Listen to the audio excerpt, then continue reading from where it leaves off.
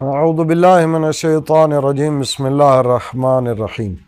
ہمارے معاشرے کا المیہ یہ ہے کہ لوگوں کو دین سے اتنا لگاؤ ہی نہیں ہے، اور جن لوگوں کو دین سے لگاؤ ہے ان کے ہاں عالم یہ ہے ایسے اہل علم کے ہاتھوں میں جکڑے ہوئے ہیں جو لوگوں کو درست مسائل سے آگاہی نہیں دیتے ہیں۔ اور ستم بالائے ستم یہ ہے کہ لوگ شخصیت پرستی میں اصل مسائل اور اصل معاملات کو سمجھنا پسند ہی نہیں کرتے ہیں۔ مثال کے طور پر آپ زکوٰۃ کی مثال ہی لے لیجئے۔ بعض اہل علم حضرات کو جو مدارس کے مسئولین ہیں ان کو یہ کہتے ہوئے سنا گیا ہے کہ 10 توڑا گندم پہ 1 توڑا زکوٰۃ نکالنا واجب ہے۔ میرا تمام ایسے اہل علم سے سوال ہے کہ آیت اللہ العظمی سید علی سیستانی مدظلہ العالی کے فتاویٰ میں سے کس فتویٰ میں یہ بات درج ہے، یا اگر باقی مراجع میں سے بھی کسی مرجع کی آپ تقلید کرتے ہیں تو ان مرجع کی توضیح المسائل میں یا کسی اور کتاب میں یہ مسئلہ کہاں لکھا ہے کہ 10 توڑے گندم پہ 1 توڑا زکوٰۃ نکالنا واجب ہے؟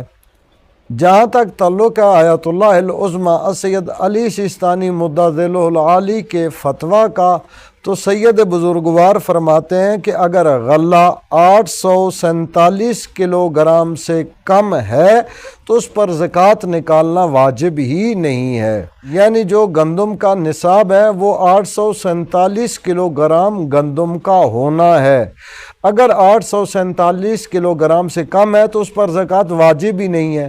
یہ جو 10 توڑے کا فارمولہ لگایا جاتا ہے، اگر 1 توڑے میں 45 کلو گندم بھی آتی ہو تو 10 توڑے پہ 450 کلو گرام ہے تو اس پر زکوٰۃ واجب ہی نہیں ہے۔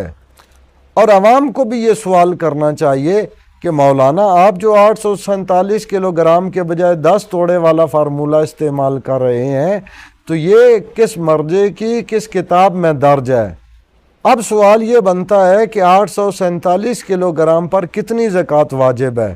تو آیت اللہ العظمی سید علی سیستانی کے فتویٰ کے مطابق اگر اس فصل کو بارش یا نہر اور ندی کے پانی سے سینچا گیا ہو اور اس کے لیے موٹر یا پمپ کا استعمال نہ کیا گیا ہو تو اس پر 10واں حصہ واجب ہے، اور اگر موٹر اور پمپ وغیرہ کا استعمال کر کے اس کی سینچائی کی گئی ہو تو اس کا 20واں حصہ زکوٰۃ نکالنا واجب ہے۔ اللہ تعالی ہم سب لوگوں کو دین کی صحیح معلومات حاصل کرنے، دوسروں تک پہنچانے کی توفیق عطا فرمائے، اور امام زمان عجل اللہ فرجہ شریف کے ظہور پرنور میں تعجیل فرمائے۔ اللہم صلی علی محمد و آل محمد وعجل فرجہم۔